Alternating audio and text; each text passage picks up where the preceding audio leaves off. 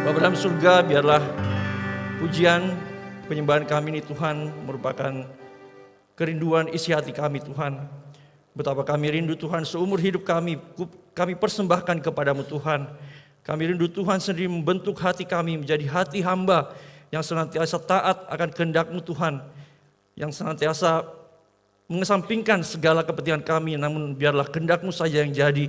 Hanya Engkau yang bertahta dalam hati kami ya Tuhan. Kami sungguh tidak mampu dengan kekuatan kami sendiri Tuhan untuk layak melayani-Mu Tuhan. Namun kami ucap syukur Tuhan yang sudah memilih kami, Tuhan yang sendiri yang membentuk hati kami, Tuhan yang mampukan kami untuk menjadi hamba-hamba-Mu Tuhan sepanjang hidup kami. Terima kasih Bapa, kami ucap syukur Tuhan untuk kesempatan pada hari ini kami sudah memuji menyembah-Mu Tuhan, karena setiap puji-pujian kami naikkan menjadi persembahan yang harum di hadapan-Mu Tuhan, membawa kemuliaan hanya bagi nama-Mu Tuhan. Dan pada saat ini kami rindu mendengarkan berita firman Tuhan. Biar Tuhan sendiri yang menolong setiap kami, boleh menolong kami mengerti setiap firman yang disampaikan, sehingga firman yang ditaburkan tidak sia-sia, namun tertanam dalam hati kami, dan Tuhan sendiri yang mampukan kami menjadi pelaku-pelaku firman dalam kehidupan kami sehari-hari setelah kami selesai ibadah ini Tuhan. Terima kasih Bapa. Menyerahkan juga hamba-Mu Tuhan dalam segala keterbatasan, Tuhan sendiri yang mampukan, berikan kekuatan menyampaikan firman-Mu Tuhan, dan berkati meneguhkan iman jemaat-Mu. Terima kasih Bapa, kami menyerahkan waktu ini Tuhan yang menghalau segala kuasa kegelapan. Biarlah kuasa-Mu saja yang memenuhi ruangan dan waktu ini, dan tidak ada yang menghalangi firman-Mu untuk diterima oleh jemaat-Mu Tuhan. Terpujilah nama Tuhan, inilah ucapan syukur dan doa kami yang kami naikkan hanya dalam nama Tuhan Yesus. Kami sudah berdoa. Amin. Silakan duduk Bapak Ibu Saudara sekalian. Shalom, selamat pagi. Apa kabar? Ya, saya harap kita semua baik-baik, sehat-sehat ya. Apalagi cuaca tadi malam atau kemarin sore masih begitu kencang angin dan hujan. Ya, kiranya Tuhan terus memberikan kita kesehatan, kekuatan. Ya, marilah pada saat ini kita mendengarkan firman Tuhan dengan tema pemimpin yang membasuh kaki. Terambil dalam Yohanes 13 ayat yang pertama hingga ayat yang ke-17. Saya akan membacakan firman Tuhan bagi kita sekalian. Yohanes 13 ayat yang pertama hingga ayat yang ke-17. Sementara itu sebelum hari raya Paskah mulai, Yesus telah tahu bahwa saatnya sudah tiba untuk beralih dari dunia ini kepada Bapa. Sama seperti Ia senantiasa mengasihi murid-muridnya, demikianlah sekarang Ia mengasihi mereka sampai kepada kesudahannya. Mereka sedang makan bersama dan iblis telah membisikkan rencana dalam hati Yudas Iskariot, anak Simon, untuk mengkhianati Dia. Yesus tahu bahwa Bapanya telah menyerahkan segala sesuatu kepadanya dan bahwa Ia datang dari Allah dan kembali kepada Allah. Lalu bangunlah Yesus dan menanggalkan jubahnya. Ia mengambil selai kain lenan dan mengikatkannya pada pinggangnya. Kemudian Ia menuangkan air ke dalam sebuah basi dan mulai membasuh kaki murid-muridnya. Lalu menyekanya dengan kain yang terikat pada pinggangnya itu. Maka sampailah Ia kepada Simon Petrus. Kata Petrus kepadanya, "Tuhan, Engkau hendak membasuh kakiku?" Jawab Yesus kepadanya, "Apa yang kuperbuat engkau tidak tahu sekarang, tapi engkau akan mengertinya kelak." Kata Petrus kepadanya, "Engkau tidak akan membasuh kakiku sampai selama-lamanya." Jawab Yesus, "Jikalau aku tidak membasuh engkau, engkau tidak mendapat bagian dalam aku." Kata Simon Petrus kepadanya, "Tuhan, jangan hanya kakiku saja, tetapi juga tangan dan kepalaku." Kata Yesus kepadanya, "Barang siapa telah mandi, ia tidak usah membasuh diri lagi selain membasuh kakinya, karena ia sudah bersih seluruhnya. Juga kamu sudah bersih, hanya tidak semua. Sebab ia tahu siapa yang akan menyerahkan dia, karena itu ia berkata, tidak semua kamu bersih." Ayat ke-12, sesudah ia membasuh kaki mereka, ia mengenakan pakaiannya dan kembali ke tempatnya. Lalu ia berkata kepada mereka, "Mengertikah kamu apa yang telah kuperbuat kepadamu? Kau menyebut aku guru dan Tuhan, dan katamu itu tepat, sebab memang akulah guru dan Tuhan. Jadi jikalau aku membasuh kakimu, aku yang adalah Tuhan dan gurumu, maka kamu pun wajib saling membasuh kakimu. Sebab aku telah memberikan suatu teladan kepada kamu, supaya kamu juga berbuat sama seperti yang telah kuperbuat kepadamu. Aku berkata kepadamu, sesungguhnya seorang hamba tidaklah lebih tinggi daripada tuannya, ataupun seorang utusan daripada dia yang mengutusnya. Jikalau kamu tahu semua ini, maka berbahagialah kamu jika kamu melakukannya. Demikian jauh pembacaan firman Tuhan kita. Bapak Ibu Saudara sekalian, ya baru-baru saja sempat rame-rame di sosial media ya, karena banyaknya ya drama-drama dari China gitu Bapak sekalian. Yang siapa di sini suka nonton real drama-drama China yang musiknya itu yang ten ten ten ten ten ten ten ten ten ten ten ten ten ten ten ten ten ten ten sudah ditahu itu. Wah, itu maksudnya apa maksudnya ya? Ternyata drama yang seringkali sebenarnya tidak bisa ditebak, tapi karena keseringan jadi bisa ditebak. Bagaimana? Yaitu ada orang yang susah, ada orang di pinggir jalan, ada orang cleaning service, tapi ujung-ujungnya dia apa? CEO ya, ujung-ujungnya dia CEO, ujung-ujungnya dia apa? Dia punya saham, ternyata pasangan saya ini ada juga pasangannya kayak sederhana, tapi ternyata dia anaknya konglomerat ya gitu-gitu. Jadi ada yang di pinggir jalan, ketemu temannya, ya temannya sok-sok orang sukses, kok jadi apa di pinggir jalan, cuma duduk nganggur. Nah ternyata dia adalah pemilik pemilik jus jeruk ya, ternama di sekotanya. Jadi kita lihat saking seringnya drama-drama ini ya Bapak sekalian, ada influencer, ada selebgram mengatakan, sekarang hati-hati deh kalau ketemu security, ketemu orang-orang di pinggir jalan, siapa tahu dia yang punya mall ya, siapa tahu dia yang punya perusahaan, jadi hati-hati ya. Tapi sebenarnya tidak benar juga, harusnya semua orang kita perlakuan sama ya. Tapi kita melihat saking seringnya, dan kisah-kisah seperti ini ternyata menarik bagi orang menontonnya. Bagaimana ternyata dia dihina, dia rendahkan diri, merendah ya, dia kayak tidak bukan siapa-siapa, tapi ujung-ujungnya dia adalah orang ternama yang menyamar ya Bapak sekalian. Nah, ternyata kisah seperti ini sudah terjadi juga Bapak sekalian di ribuan tahun yang lalu, yaitu di mana kita melihat, kita sudah baca kisahnya, yaitu Yesus membasuh kaki murid-muridnya. Back gimana back ini? Oh ya. Nah,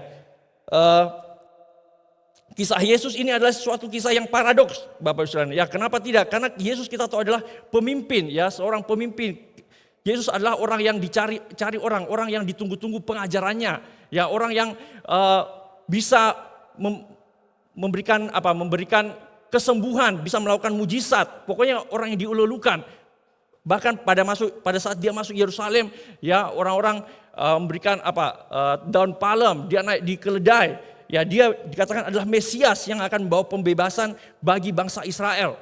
Ya, akan tetapi Bapak sekalian, yang terjadi kita baca di kisah ini adalah dia melakukan suatu tindakan yang tidak sesuai dengan dirinya, tidak sesuai dengan statusnya Bapak sekalian. Dia adalah pemimpin yang besar, ya, dia bisa melakukan mujizat, dan bahkan dikatakan Tuhan Bapaknya sudah menyerahkan segala sesuatu bagi Yesus. Yesus memiliki segala sesuatu di dunia ini, dia adalah pencipta segala sesuatu. Namun dia melakukan apa? Membasuh kaki pada para muridnya pada saat mereka makan bersama-sama Bapak sekalian. Nah, ini bukanlah tindakan yang biasa atau tindakan yang wajar bagi seorang pemimpin seperti itu. Ya, pada saat itu menurut penafsiran, jalan-jalan pada saat itu tidak ditutup dengan aspal dan nampak kotor. Ya, dan apalagi pada musim kemarau banyak sekali debu di atasnya. Apalagi hujan menjadi amat becek dan berlumpur. Ya, sehingga orang-orang pada saat itu yang tidak memakai sandal, ya, waktu itu tidak ada sandal, tidak ada sepatu, orang hanya memakai seperti alas kaki dan diikat bagian atasnya. Ya, sehingga saat orang berjalan kaki dan memasuki rumah itu akan sangat kotor sekali Bapak sekalian. Dan biasanya di suatu tempat itu disediakan tempat-tempat air dan lap. Dan yang melap itu bukanlah tamunya, tapi budak, ya budak atau orang yang sudah disediakan di tempat tersebut. Nah, akan tapi di bangsa Yahudi juga tidak wajar juga seorang budak untuk apa? Untuk membasuh kaki orang lain, Bapak sekalian. Kenapa? Karena ini adalah pekerjaan yang sangat hina. Mungkin di budak-budak yang kafir, ya, budak-budak di luar Yahudi mungkin melakukannya. Tapi di kebudayaan Yahudi, yaitu kebudayaan Yesus pada saat itu, bahkan budak pun tidak berani, ya, tidak mau melakukan tindakan seperti itu. Kenapa? Karena tindakan itu dianggap begitu hina, ya, begitu rendah, Bapak sekalian. Ya, jadi kita melihat suatu kontradiksi, suatu paradoks bagaimana Tuhan, ya, Anak Allah, Yesus Kristus sang pemimpin itu mau merendahkan diri, mau melakukan pekerjaan budak. Ya. Ya, jadi dalam kebudayaan pada saat itu pembasuhan kaki dilakukan oleh pelayan yang tingkatnya paling rendah, ya, atau pelayan kafir, Bapak sekalian, tidak termasuk di dalam orang-orang Yahudi. Ya. Dan Yesus, ya, melakukannya bukan untuk apa? Bukan untuk pencitraan, ya, bukan untuk pencitraan, karena Yesus tidak melakukannya di depan banyak orang. Ya, pada saat itu tidak ada kamera, pada saat itu tidak ada sosial media, ya, tidak ada yang merekam, tapi Yesus melakukannya di tengah-tengah circle-nya yang kecil, yaitu di antara murid-muridnya. Betul-betul Yesus melakukannya untuk berinisiatif untuk apa? Untuk membasuh dengan tulus hati, menyatakan kasihnya kepada para murid-muridnya. Ya. Dan kita tahu bahwa sebelumnya Yesus mengatakan, Yesus tahu, ayat 3, Yesus tahu bahwa Bapanya telah menyerahkan segala sesuatu kepadanya dan bahwa ia datang dari Allah dan kembali kepada Allah. Nah, Yesus tahu dia adalah anak Allah. Jadi dia bukan melakukannya karena dia merasa rendah hati, merasa rendah, merasa miskin, yang merasa tidak punya apa-apa. Yesus menyadari bahwa dia memiliki segalanya. Dia memiliki dunia ini, dia adalah orang paling jabatannya tertinggi di dunia, bahkan orang terkaya di dunia karena segala sesuatu dia yang ciptakan. Bapak sekalian, Yesus menyadari hal itu. Ya, tapi bagaimana bisa dia melakukan hal yang begitu rendah dengan kesadarannya bahwa dia memiliki segalanya? Ya, sulit sekali, Bapak sekalian. Di saat ini jika orang menyadari dia, oh saya memiliki harta yang melimpah, ya pasti sulit, ya, pasti tidak gampang kita melakukan hal-hal yang mungkin dianggap rendah oleh orang lain, ya, memungut sampah dan lain sebagainya gitu, ya. Pasti kita lebih menyuruh orang lain, kalau bisa jangan kita lakukan. Kenapa? Ya saya sudah orang yang berkuasa lah, orang terpandang lah, jangan saya. Ya bagaimana nanti citra saya di depan orang, ya melihat saya melakukan hal-hal yang rendah tersebut, ya nanti dianggap saya kampungan, ya dianggap saya tidak berwibawa dan lain sebagainya. Ya, namun di sinilah kita belajar bahwa Yesus meskipun dia dengan kesadaran yang penuh tahu statusnya yang mulia, tapi dia tetap melakukan membasuh kaki pada murid-muridnya tersebut. Ya, dia adalah pribadi yang memiliki hak dan kuasa yang begitu besar dan kuasa yang dapat menghancurkan iblis. Tetapi di peristiwa ini Tuhan Yesus memilih jalan kerendahan hati dan kasih. Ya, jadi biarlah Bapak sekalian, apa yang Tuhan berikan bagi kita, berkat-berkat yang melimpah. Mungkin kita pada saat ini, tahun lalu kita levelnya segini, terus tahun depan, tahun ini kita punya bisnis lebih bagus, ya kita punya jabatan lebih bagus, ya Bapak sekalian. Tapi janganlah membuat kita istilahnya lupa daratan. Ya seringkali orang kalau sudah berubah, ya berubah statusnya, ya berubah kondisinya, tiba-tiba dia berbeda orangnya, ya berbeda, dia sudah tidak mau menyentuh hal-hal yang sederhana, ya istilahnya levelnya yang atas-atas, ya biasa dia mungkin makan pangsit di pinggir jalan, sekarang harus makan di tempat-tempat yang mewah, ya tempat-tempat mewah. Namun berbeda dengan Kristus, yang yang walaupun dia sadar dia adalah orang yang luar biasa, tapi dia tetap berani melakukan hal-hal yang hina tersebut. Ya seringkali kita belajar, oh saya juga tidak sombong, ya saya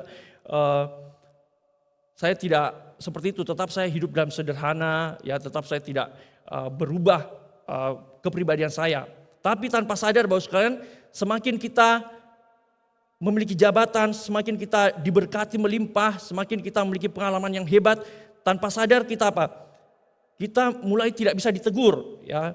Kita merasa kita lebih benar, ya. Kita kalau orang menilai kita, menegur kita sedikit, kita merasa kamu itu siapa, ya. Saya buktinya dengan sikap saya seperti ini, dengan pribadi saya seperti ini, saya masih hidup sampai sekarang. Ya, bahkan saya bisa melebihi kamu. Kenapa kamu mau menasihati saya? Ya, Bapak Saudara, tanpa sadar kita bangga atas pencapaian kita. Ya. Namun kita melihat Kristus, ya, dia mengambil rupa manusia yang hina. Dia lahir di kandang, ya, di dalam keluarga yang miskin, dan pada masa hidupnya dunia dia juga melakukan pekerjaan-pekerjaan budak. Ya, ini seperti yang dikatakan oleh Paulus, Bapak sekalian, ya. Dalam Filipi, Paulus mengatakan, Kristus telah mengosongkan dirinya sendiri dan mengambil rupa seorang hamba dan menjadi sama dengan manusia. Dan dalam keadaan sebagai manusia, ia telah merendahkan dirinya dan taat sampai mati, bahkan sampai mati di kayu salib. Ya, kita lihat Yesus yang Maha Kuasa, tetap ia menempatkan dirinya sebagai seorang hamba.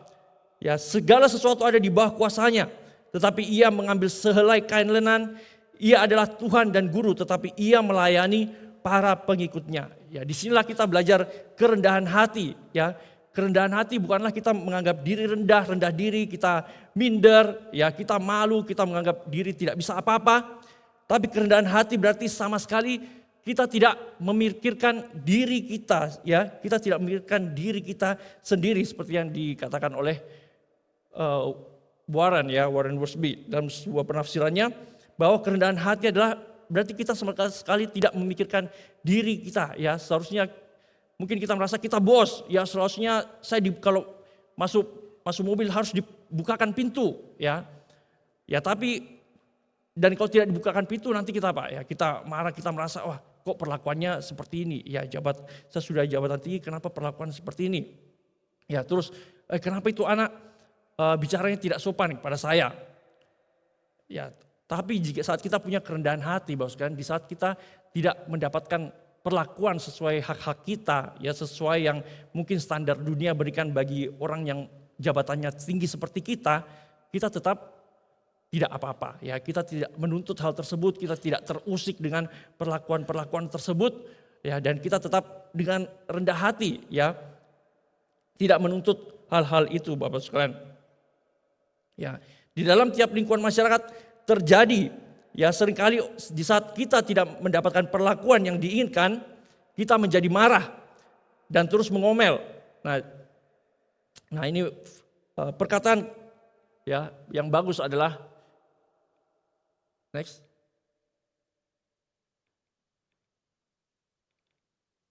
Bisa tolong?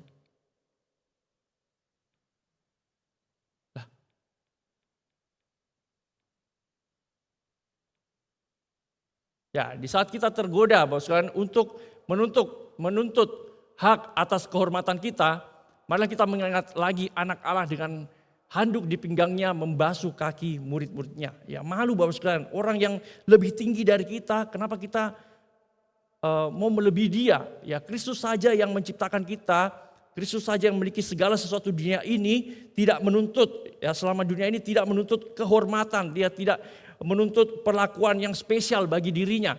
Mengapa kita yang begitu rendahnya, begitu kecilnya di hadapan Kristus, di hadapan Tuhan, mau menuntut hak-hak kita atas pencapaian kita, atas pengalaman-pengalaman yang kita peroleh. Dan kita merasa itu semua berhak, sudah harus kita dilakukan bagi kita. Ya, kita lihat baru-baru ada berita, ya, berita kalau tidak salah itu dosen di sebuah universitas yang meludahi kasir, ya. Karena apa? Karena mungkin tidak mau ditegur karena antri atau dan lain sebagainya, ya, karena dia nyerobot, ya, merasa tidak terima ditegur, apa yang dilakukan, dia langsung tiba-tiba meludahi, ya, kasir tersebut. Ya, sangat menjijikan sekali, sangat merendahkan sekali. Padahal dia hanya dosen dan bukan juga dosen tetap dan bukan siapa-siapa. Tidak ada orang yang berhak melakukan hal itu kepada sesamanya. Ya, dan juga Bapak sekalian, seringkali di berita-berita, bukankah kita sering melihat banyak kejadian orang-orang arogan, orang-orang yang berseragam, orang-orang yang memiliki jabatan. Ya, dengan arogan ada yang bercekcok, mungkin mobilnya rebutan karena macet ya, rebutan masuk di jalan sampai menaiki mobilnya orang, ya sampai memukul dan lain sebagainya. Dan setelah dicari tahu ternyata yang melakukan kekerasan tersebut adalah orang-orang yang memiliki jabatan di dalam pemerintahan, ya mungkin kepala desa dan lain sebagainya. Ada juga anak kepala desa yang juga tidak sopan, ya tidak sopan dengan warga desanya, Bapak sekalian. Ya banyak sekali, seringkali terlalu mudah Bapak sekalian, ya, terlalu mudah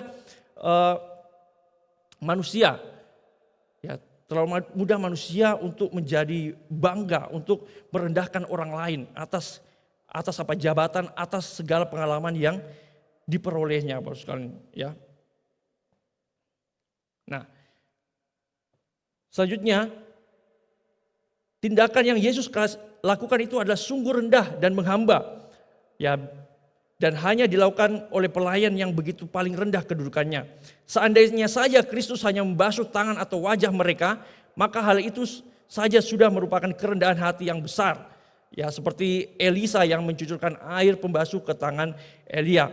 Ya jadi apalagi jika Kristus membungkuk ya sedemikian rupa, ya menjadi lebih rendah dari ciptaannya Bapak sekalian, ya. Memposisikan diri seperti itu sungguh melampaui kekaguman kita, ya kerendah hatian Kristus, apa yang Yesus lakukan merendahkan dirinya itu sungguh melampaui kekaguman kita. Sehingga apa?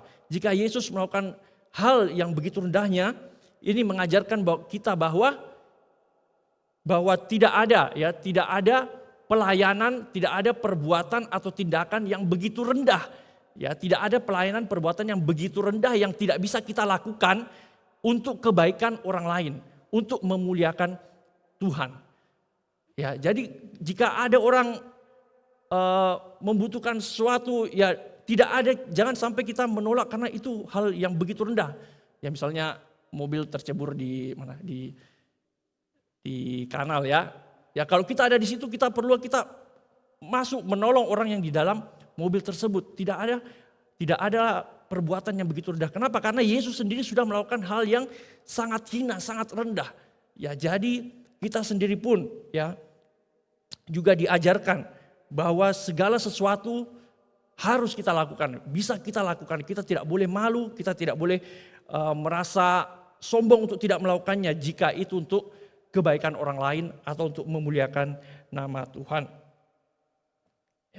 Ya, kita tahu saja banyak orang melakukan hal-hal yang memalukan ya, untuk dapat like, untuk dapat view, untuk dapat gift di TikTok ya, atau mungkin apanya dimandikan dia dan lain sebagainya, mungkin mandi di lumpur dan lain sebagainya. Orang berani bayar harga melakukan hal yang hina ya untuk mendapatkan hal-hal duniawi, untuk mendapatkan harta duniawi. Ya, tapi Tuhan tidak mengajarkan seperti itu. Ya, Tuhan mengajarkan kita menghargai hidup kita, menghargai diri kita, kita memiliki kebanggaan ya, memiliki martabat sebagai manusia, tapi di saat itu dibutuhkan untuk menolong orang lain, untuk melayani orang lain, kita harus melakukannya seperti yang Yesus sudah lakukan. Ya, disinilah yang membuat yang menjadi perbedaan ya. Ya, Yesus berani melakukannya, Yesus berani menyingkirkan segala sesuatu di dunia ini. Dia tidak perlu penghormatan manusia, dia tidak perlu harta di dunia.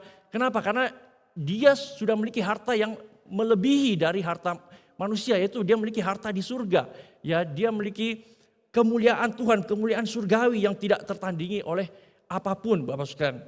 Nah, ini juga yang perlu kita pelajari, yang perlu kita lakukan dalam hidup kita. Di saat kita melayani, kita harus memiliki pemikiran bahwa kita sudah memiliki segala sesuatu di surga. Ya, kita sudah memiliki segala sesuatu warisan yang dilimpahkan oleh Tuhan. Ya, perbedaannya di saat kita melayani dengan pikiran, oh saya memiliki segala sesuatu di dunia, ya saya melayani karena saya sudah memiliki bakat-bakat, talenta-talenta, ya maka saat saya melayani, misalnya saya melayani main musik ya, saya merasa, saya melayani dengan segala, saya latihan dari SMP dan sebagainya. Nah di saat pelayanan tersebut tidak diapresiasi atau pelayanan tersebut mungkin gagal, ya kita akan gelisah, kita akan tidak ada sukacita. Ya kenapa? Karena dasar dari pelayanan itu adalah apa? Adalah pengalaman kita, adalah usaha kita, adalah pencapaian kita. Namun berbeda di saat kita melayani dengan dengan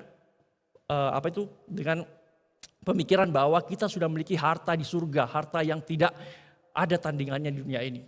Jadi walaupun apa yang terjadi di pelayanan itu mungkin ada kekurangan, mungkin orang tidak menganggap kita di dalam pelayanan, tidak melihat kita, tidak memuji kita, tidak apa-apa ya. Kenapa? Karena saya tidak membutuhkan semua itu, karena kita tidak membutuhkan hal-hal duniawi itu. Saya melayani untuk apa? Untuk dilihat oleh Tuhan, untuk Untuk diakui oleh Tuhan, untuk diperkenan oleh Tuhan. Dan itu kita sudah dapatkan Bapak sekalian, dan itu kita sudah dapatkan di saat kita melayani dengan ketulusan hati, dengan kerendahan hati. Ya, jadi Bapak sekalian, di saat kita melayani, di saat kita menjadi pemimpin, ya marilah sekali lagi kita melayani dengan pemikiran bahwa kita sudah memiliki harta yang melimpah di surga yang tidak ada tandingannya di dunia ini Bapak sekalian. Ya, jelas kepemimpinan Tuhan ini ya, Tuhan Yesus ini menjadi contoh bagi kepemimpinan di duniawi. Ya, secara dunia juga kepemimpinan juga akhirnya melakukan kepemimpinan yang melayani, kepemimpinan yang rendah hati Bapak sekalian. Ya, Kenneth Boa mengatakan, anak Allah yang maha besar yang memiliki kedudukan dan kekuasaan pribadi yang tak terhingga memberikan pelajaran tentang kepemimpinan yang paling berharga bagi para pemimpin mendatang. Ya, jadi Tuhan Yesus mempersiapkan murid-muridnya sebagai pemimpin mendatang ya, untuk apa? Untuk memiliki sikap yang rendah hati. Dan ini adalah sungguh teladan kepemimpinan. Ya, di dalam kepemimpinan duniawi juga, penelitian yang dipublikasikan oleh Academy of Management Journal menemukan orang rendah hati merupakan pemimpin yang baik dan efektif ketimbang orang dengan berbagai predikat yang melekat di badannya. Ya, jadi menurut Labov, jika manusia bisa meningkatkan kesederhanaan dan kerendahan hatian, prososial bisa meningkat juga. Ya, jadi pemimpin yang rendah hati, pemimpin yang tidak selalu ada terlihat di depan, tapi hasil kerjanya terasa. Ya, tidak memamerkan kekuasaan, tidak haus validasi, tidak meminta pengakuan, tapi apa? Secara diam-diam fokus menyelesaikan apa yang perlu dilakukan. Ya, pakar kepemimpinan yaitu John Maxwell, ya John Maxwell mengatakan, inti kepemimpinan adalah menempatkan kepentingan orang lain lebih dahulu daripada kepentingan pribadi. Ya, jadi semakin tinggi tingkat kepemimpinan, semakin besar pengorbanan yang harus diberikan, Bapak sekalian ya. Jadi itu berarti kita melakukan yang terbaik bagi tim. Ya, itulah sebabnya para pemimpin harus mengorbankan hak-hak mereka. Ya. Ya, semakin tinggi posisi Anda, semakin besar harga yang harus dibayar. Dan hal itu tidak pandang karir kepemimpinan seperti apa yang Anda pilih. Anda harus memberikan pengorbanan. Anda harus berkorban agar memperoleh peningkatan. Ya, ini seperti yang Tuhan Yesus ajarkan. Ya, bagaimana yang mau jadi pemimpin, yang mau jadi terbesar, hendaklah dia yang melakukan pelayanan. Ya, dalam Markus 10:43-45 mengatakan, barang siapa ingin menjadi besar di antara kamu, hendaklah ia menjadi pelayanmu. Dan barang siapa ingin menjadi yang terkemuka di antara kamu, hendaklah ia menjadi hamba. Ya, ini berbeda sekali dengan cara-cara duniawi. Jika kamu menjadi besar, jika kamu menjadi terkenal, kau harus menunjukkan segala kehebatanmu, ya, menunjukkan segala kemampuanmu.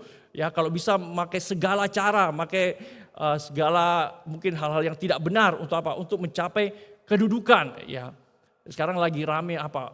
Cuci uang ya, cuci uang. Orang yang dapat uang tersebut yang bermiliar-miliar itu, Bapak sekalian, nanti apa? Dijanjikan jabatan ya dan sebagainya untuk mendukung dia, ya, untuk mendukung dia mendapat jabatan yang tinggi, terus yang dukung dia nanti dijanjikan jabatan di bawah-bawahnya, Bapak sekalian ya. Jadi kita melihat orang berlomba-lomba mau menjadi pemimpin pada saat ini dengan memakai berbagai macam cara. Nah, Bapak sekalian, dimanapun kita ditempatkan sebagai pemimpin, sebagai pelayan, Bapak sekalian, kita bisa menerapkan hal ini. Bagaimana kita melayani, bagaimana kita tidak mementingkan diri kita sendiri, tapi kita mementingkan kepentingan orang lain, kepentingan tim. Ya, kita perlu berkorban, Bapak sekalian. Suatu kisah dari Jepang, yaitu ini juga dicontoh dalam hal kepemimpinan yang melayani, ya, di Japan Airlines, ya. Pada saat itu di awal 2000-an, ya, Japan Airlines menghadapi krisis. Alih-alih menyelamatkan diri, ada CEO-nya namanya Haruka Nishimatsu. Ya, dia memilih untuk berdiri bersama timnya, bukan di atas mereka. Ya, ia bekerja di ruang terbuka, mengenakan jas dari toko diskon dan menolak fasilitas mewah. Ketika perusahaan terpaksa melakukan PHK, dia sebagai CEO, dia memotong gajinya sendiri. Ya, memotong gajinya sendiri sehingga gajinya itu lebih rendah dari gaji pilot, Bapak sekalian, ya, karena dia melihat kebutuhan perusahaannya lagi krisis, ya, dan dia berani mengorbankan apa yang menjadi hak-haknya untuk apa? Untuk perkembangan, untuk kemajuan dari perusahaannya, untuk juga bagi kebaikan bagi karyawan-karyawannya, Bapak sekalian. Ya, jadi di segala tempat dalam bisnis, ya, dalam keluarga, ya, kita bisa menjadi pemimpin-pemimpin yang melayani. Bagaimana kita mau turun tangan, ya, bukan yang menyuruh-nyuruh, ya, tapi kita mau turun tangan, kita mau ikut terlibat, ya, kita mau tahu apa yang menjadi permasalahan di kelompok kita, di anggota-anggota kita, apa yang menjadi permasalahan, dan kita mau juga menolong mereka, ya, menyingkirkan segala kepentingan kita, ya, dan bukan orang yang mau selalu jadi nomor satu, selalu dipandang. Ya, menarik Bapak sekalian, ada sebuah sistem dari serigala, ya, sistem dari serigala saat dia berpergian, Bapak sekalian, ya. Jadi serigala berpergian, ada berapa banyak serigala yang berjalan, Bapak sekalian. Nah, yang di lingkaran merah itu, ya, itu ada urutan-urutannya, Bapak sekalian. Mungkin Bapak sekalian pernah mendengarnya. Ya, di lingkaran merah itu adalah serigala-serigala yang sudah senior, ya, senior tua sebenarnya. Senior yang sudah sakit juga, Bapak sekalian. Mereka dipersilakan duluan jalan, ya. Untuk apa? Untuk supaya menentukan pace, ya, supaya ritmenya, ya, supaya dia tidak ketinggalan. Jadi grupnya itu berjalan sesuai bagaimana itu yang di depan berjalan, Bapak sekalian. Dan juga mereka tidak ketinggalan di belakang akhirnya. Ya, selanjutnya di belakang adalah serigala yang cukup kuat, ya, dia berjaga-jaga untuk apa? Untuk menjaga serigala yang sakit di depannya dari serangan. Dan yang di belakangnya, ya, itu adalah serigala-serigala mungkin, ya, anak-anak ataupun yang betina, Bapak sekalian, yang betul-betul mendapatkan perlindungan yang cukup baik. Dan yang terakhir, yang kelima, Bapak sekalian, ya, yang warna hijau, Bapak sekalian, warna hijau itu juga adalah serigala-serigala yang kuat-kuat, yang terbaik. Mereka ditugaskan untuk menjaga bagian belakang jika ada serangan. Nah, yang paling yang terakhir, Bapak sekalian, yang kecil satu itu adalah apa? Itu adalah leadernya, itu adalah pemimpinnya. Dia sendiri di situ dan dia menjaga segala serigala, ya. Dia menyerahkan, dia mempersilakan yang lainnya jalan dulu, dia sendiri di belakang untuk apa? Supaya dia berjaga-jaga. Dia tahu dia pemimpin, dia harus menguasai, dia harus menjaga, ya, dia harus bersiaga jika tiba-tiba ada yang menyerang. Jadi saat dia di belakang, dia bisa mengawasi seluruhnya, Bapak sekalian. Ya, jadi dia rela di belakang, Bapak sekalian. Nah, inilah sistem kepemimpinan, ya, atau teladan kepemimpinan. Bagaimana sebagai seorang pemimpin, semakin kita dipercayakan menjadi orang yang jabatan yang tinggi untuk mengkoordinir, ya, semakin seharusnya kita merendahkan diri. Yang merendahkan diri seharusnya justru kita lebih banyak bertanggung jawab, lebih banyak bekerja dengan baik, mengawasi seluruhnya meskipun kita tidak terlihat mungkin. Ya, itulah kita melihat bagaimana teladan kepemimpinan dari Kristus, teladan kerendahan hatian Kristus dalam memimpin. Nah, selanjutnya marilah kita melihat apakah makna dari tindakan Yesus ini, Bapak sekalian. Ini yang bagus ya. A man who wants to lead the orchestra must turn his back on the crowd. Ya, jadi maksudnya kalau memimpin orkestra, ya bukan dia melihat atau dia melihat pujian dari audiens, tapi dia harus membelakangi. Kenapa? Kan dia harus memimpin orkestranya begitu ya. Jadi yang dilihat oleh audiens itu wajah-wajahnya para pemain-pemain musik, tapi pemimpinnya justru tidak kelihatan ya, justru membelakangi. Ya, jadi menjadi simbol bagaimana pemimpin ya, seharusnya saat kita semakin menjadi pemimpin, semakin kita yang melayani, semakin kita yang tidak terlihat, Bapak sekalian. Nah, kita masuk kepada apa makna ya pembasuhan kaki Yesus. Yang pertama, pembasuhan kaki ini menggambarkan pembasuhan dosa manusia. Yesus berkata kepada Petrus ya, Petrus pertama bilang jangan basuh kaki saya ya, selama-lamanya jangan basuh.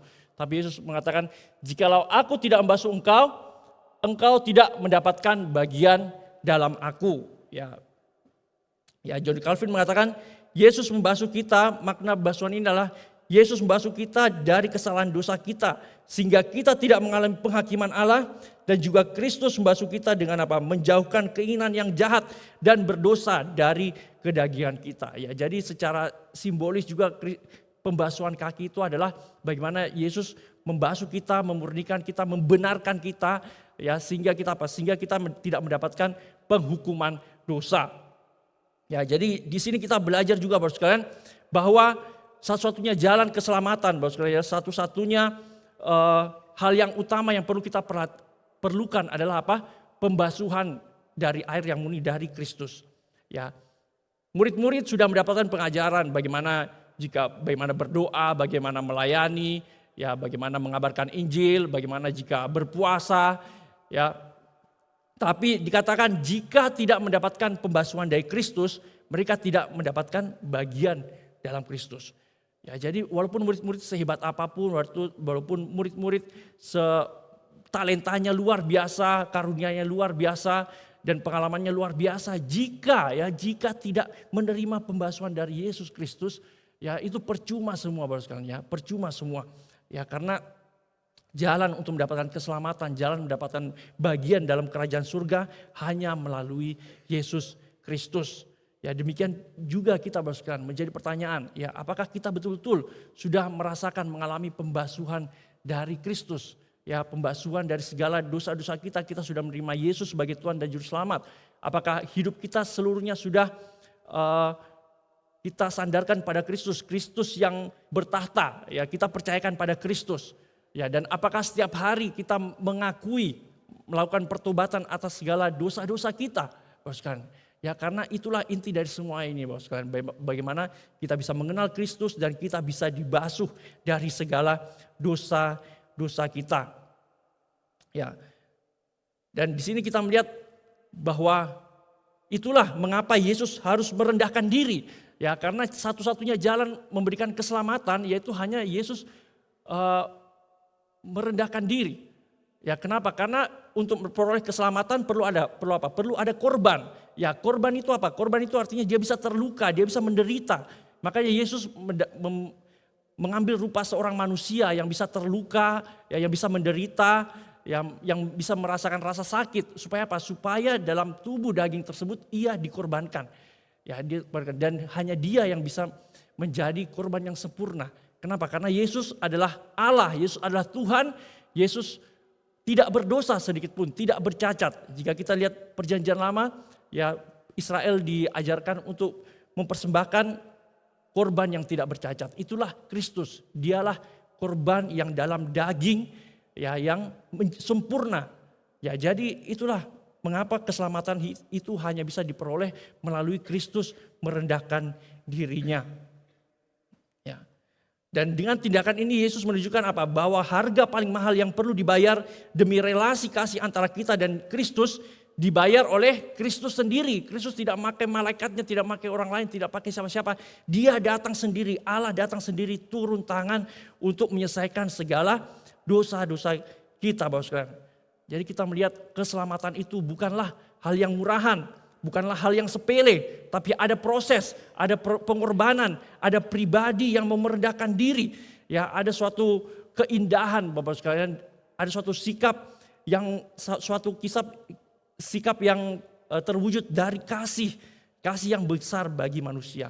Jadi begitu berdosanya, Bapak sekalian, jika kita menyia-nyiakan keselamatan kita. Kita menganggap untuk selamat percaya Yesus saja, ya. Untuk selamat kita tidak perlu usaha apa-apa, ya, tidak perlu ritual apa-apa, cukup menerima Yesus sebagai Tuhan dan Juru Selamat. Ya, kenapa? Karena hal yang paling sulit, Bapak sekalian, hal yang paling mahal sudah dikerjakan oleh Yesus, sudah dibayarkan oleh Yesus. Jadi sebenarnya keselamatan itu bukanlah hal yang sepele, hal yang biasa. Betapa sering kita menyia-nyiakan keselamatan tersebut. Betapa sering kita masih menikmati dosa-dosa kita. Ya, betapa sering kita menganggap hal yang biasa keselamatan itu hal yang murahan. Marilah kita yang sudah ya menerima anugerah keselamatan itu dengan cuma-cuma, ya kita jangan pernah sia-siakan, tapi kita hidup di dalamnya. Kita hidup dalam pekerjaan baik yang Tuhan sudah sediakan, sudah siapkan bagi kita. Ya, jangan kita kembali lagi ke dosa kita yang lama, jangan kembali kepada kehidupan kita yang lama, Bapak sekalian. Ya, tapi kita betul-betul menghargai keselamatan, proses yang luar biasa itu dengan apa? Dengan persembahkan hidup kita. Seperti lagu yang sudah kita nyanyikan tadi, kita mempersembahkan hidup kita, seumur hidup kita. Kenapa? Karena kita sadar keselamatan itu adalah hal yang begitu berharga, bahkan melampaui segala pekerjaan kita, segala harta kita, segala relasi kita. Ya, keselamatan itu kita sudah pegang, marilah kita pergunakan sebaik-baiknya. Ya, itulah makna yang pertama. Sedangkan makna yang kedua, kita jelas Yesus berkata, "Aku telah memberikan suatu teladan kepada kamu supaya kamu juga berbuat sama seperti yang telah kuperbuat kepadamu." Ya, Bapak sekalian, Yesus memberi teladan bagi kita untuk saling melayani. Ya, setelah kita dibasuh dari segala dosa-dosa kita, Bapak sekalian, ya Yesus memanggil kita, ya memberikan teladan untuk kita bisa saling melayani. Paulus mengatakan dalam Galatia 6 ayat 2, "Bertolong-tolonglah menanggung bebanmu. Demikianlah kamu memenuhi hukum Kristus." Ya, membasuh kaki satu sama yang lain berarti mendahulukan rasa hormat dan penghiburan bagi satu sama lain. Melakukan sebisa kita untuk meninggikan nama baik saudara-saudara kita dan juga berkewajiban untuk mengulurkan pertolongan kepada mereka. Ya, jadi tidak ada alasan lagi untuk kita tidak saling melayani, untuk kita tidak saling mengasihi, untuk kita tidak saling memperhatikan. Kenapa? Karena Yesus guru, ya Tuhan, ya. Yesus mengatakan dia adalah guru, adalah Tuhan. Ya, dia sudah memberikan teladan, harusnya kita sebagai murid juga melakukannya.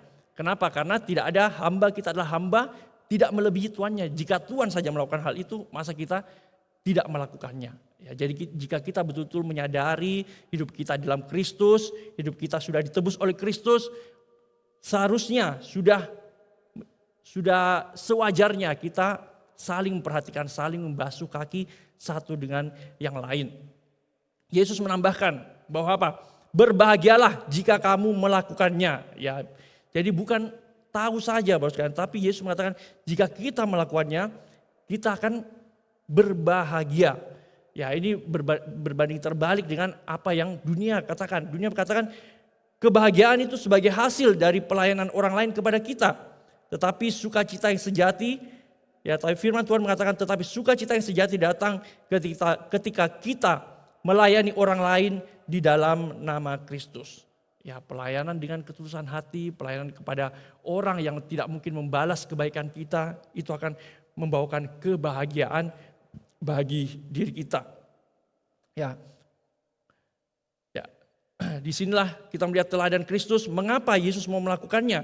Ya, mengapa Yesus mau melakukan merendahkan hati, ya, mau membasuh kaki murid-muridnya? Kita lihat di awal di ayat yang pertama, Yesus sendiri mengatakan, firman Tuhan mengatakan, ia senantiasa mengasihi murid-muridnya. Demikianlah sekarang ia mengasihi mereka sampai kepada kesudahannya. Ya, bagaimanakah kita bisa melayani seperti Kristus? Bagaimana kita bisa meletakkan segala kebanggaan kita dan mau hidup dalam kerendahan hati? Ya Bapak sekalian, dengan apa? Dengan hidup di dalam kasih.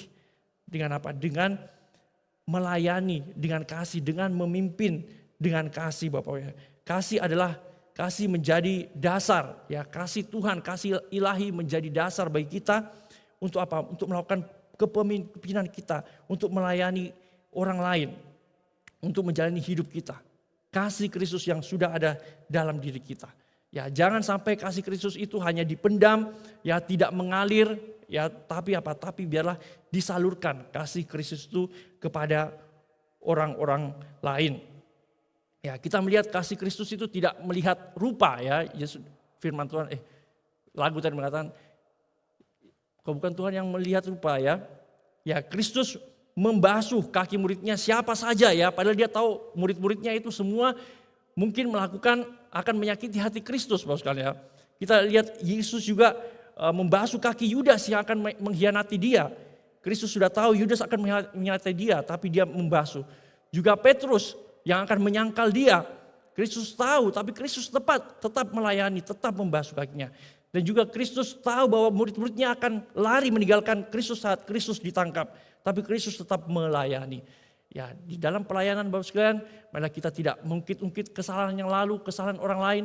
Kita tidak melihat orang ini ada kekurangan, pernah menyakiti hati kita.